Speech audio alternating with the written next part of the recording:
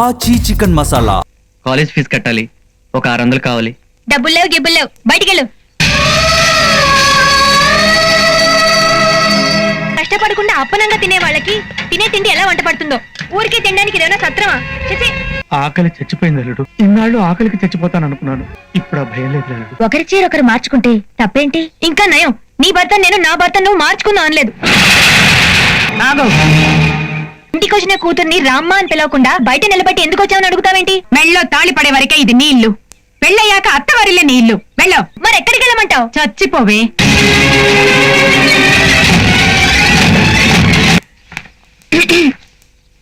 Good morning వదినా. ఏంటి మీ అన్నయ్య జేబులో దొంగతనం చేస్తున్నావు? దొంగతనం కాదు వదినా, కాలేజ్ ఫీజు కట్టడానికి తీసుకున్నా. అడిగి తీసుకుంటే తీసుకున్నట్టు, నువ్వు ఇప్పుడు చేసిన దాన్ని దొంగతనమే అంటారు. ఇది నాకు అలవాటే వదినా, నేను ఎప్పుడు అన్నయ్యని అడగకుండా తీసుకుంటాను, అడిగి తీసుకుంటేనే తిట్టాడు. అదంతా ఇంతకు ముందు. ఇప్పుడు నేను ఒక దాన్ని ఉన్నాను కదా, ఇంక నుంచి నీకేం కావాలన్నా నన్ను అడగాలి, నా పర్మిషన్ తీసుకోవాలి. అర్థమైందిగా? జేబులో పెట్టు. అలాగే. ఇప్పుడు అడుగుతున్నా వదినా, కాలేజ్ ఫీజు కట్టాలి, ఒక 600 కావాలి. డబ్బులు లేవు గిబ్బులు లేవు, బయటికెళ్ళు.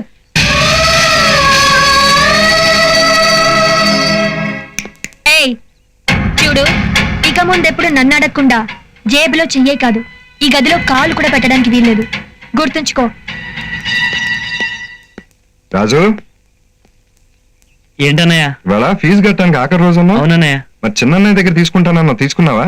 తీసుకున్నా అన్నయ్య. వాళ్ళు లేడు కదరా. చిన్నదిరా పిలిచి మరీ ఇచ్చిందన్నయ్య. సరే సరే, ఇది ఉంచు. వద్దన్నయ్య, ఖర్చులు కానీ 200 ఎక్స్ట్రా ఇచ్చింది. సరేరా, ఉంచు. రాజు, ఇక నుంచి నీకు డబ్బు కావాలంటే నా జేబు నుంచి మాత్రమే తీసుకో.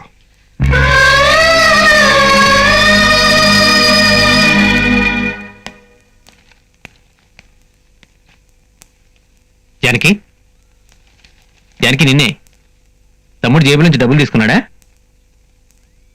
లేదు, దొంగతనం చేశాడు. దొంగతనమా? మరి అడగకుండా తీసుకుంటే దొంగతనం కదా? ఏంటే, నా తమ్ముడు నా జేబు నుంచి డబ్బులు తీసుకోవాలంటే నిన్నెందుకు అడగాలి? ఇంకోసారి వాడిని నోటితో క్వశ్చన్ చేస్తే ఆన్సర్ చేత్తో చెప్పాల్సి వస్తుంది.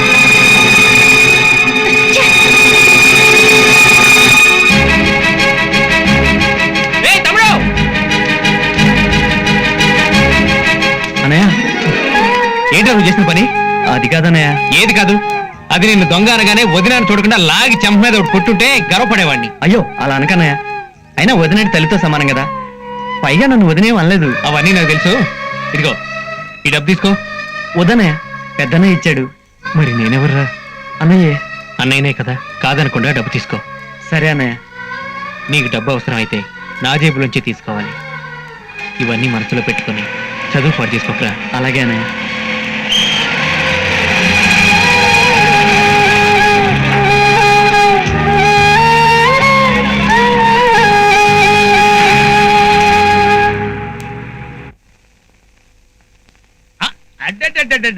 అబ్బా, ఏంటమ్మా బొమ్మిడాయల పులుసా?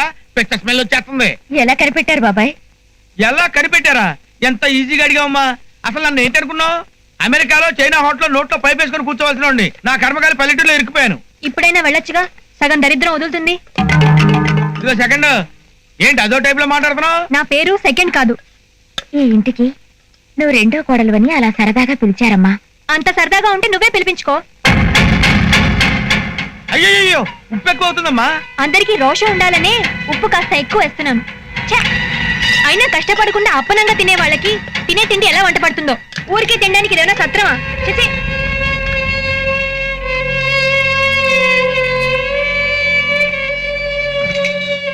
మావయ్య, ఏదో చిన్నపిల్ల, అందుకే ఏం మాట్లాడకుండా వెళ్తున్నాను కాలుడు.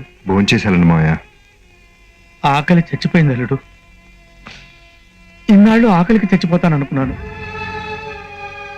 ఇప్పుడు ఆ భయం లేదు అల్లుడు. మావయ్య,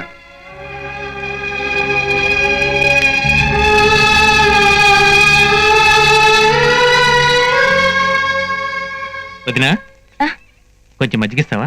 అలాగే. రామరాజు, ఏంటన్నయ్య? ఇలా రా, కూర్చో. పర్వాలేదన్నయ్య. పర్లేదు, కూర్చోరా. ఈ రోజు నుంచి మీరిద్దరూ వేరుగా ఉండండి.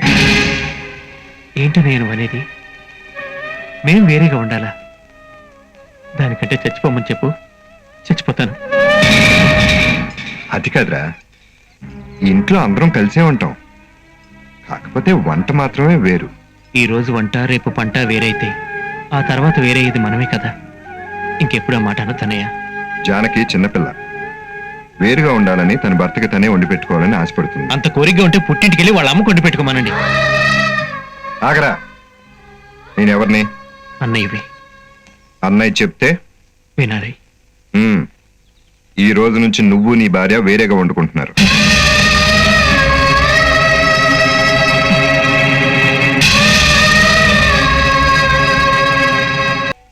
జానకి, ఈ రోజు శ్రావణ శుక్రవారం.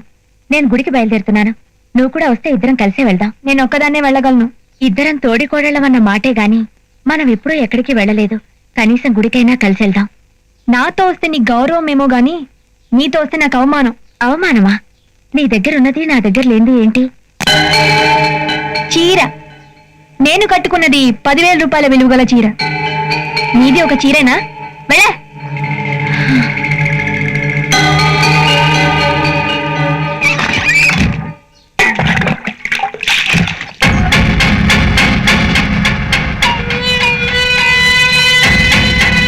ఇది నీ పట్టు చీరే, కట్టుకొచ్చాను. ఇప్పుడు నాతో వస్తావా? నా చీర నిన్నెవరు కట్టుకోమన్నారు? ఒకే ఇంట్లో ఉంటున్నాం, పైగా తోడికోడళ్ళం. ఒకరి చీర ఒకరు మార్చుకుంటే తప్పేంటి? ఇంకా నయం, నీ భర్త నేను, నా భర్త నువ్వు మార్చుకుందాం అనలేదు. అది కుదరదుగా. ఇంకే చీరిపై ఏంటి అలా చూస్తున్నావు? చీరిపో.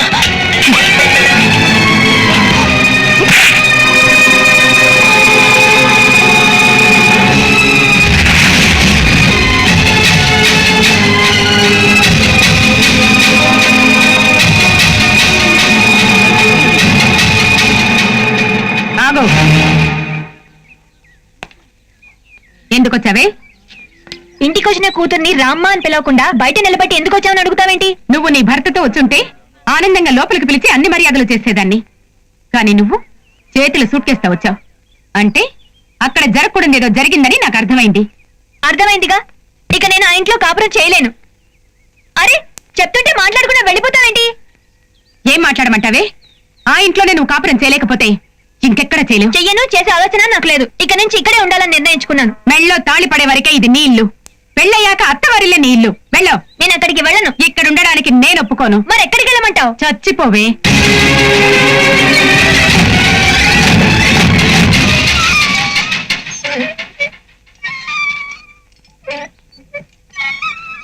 నన్ను క్షమించండి. క్షమాపణ అడగడానికి నువ్వేం చేసావు వదినా? తప్పు చేసింది అది. కోపం వచ్చి లాగి ఒకటి ఇచ్చాను. ఆ మాత్రానికి సూట్ కేసు పట్టుకుని పుట్టింటికి వెళ్ళిపోవాలా? రేయ్, భార్యను కొట్టడం గొప్ప అనుకుంటున్నావా?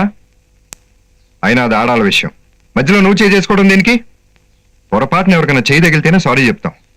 అలాంటిది భార్యను ఎలా కొట్టగలిగావరా? ఇప్పుడు నన్ను ఏం చేయమంటారో చెప్పండి అన్నయ్య. వెళ్ళి నీ భార్యను తీసురా. నేనా? వస్తే నీ భార్యతో కలిసిరా, లేకపోతే రావద్దు. అసలు ఈ గొడవంతటి కారణం నేనే అన్నయ్య.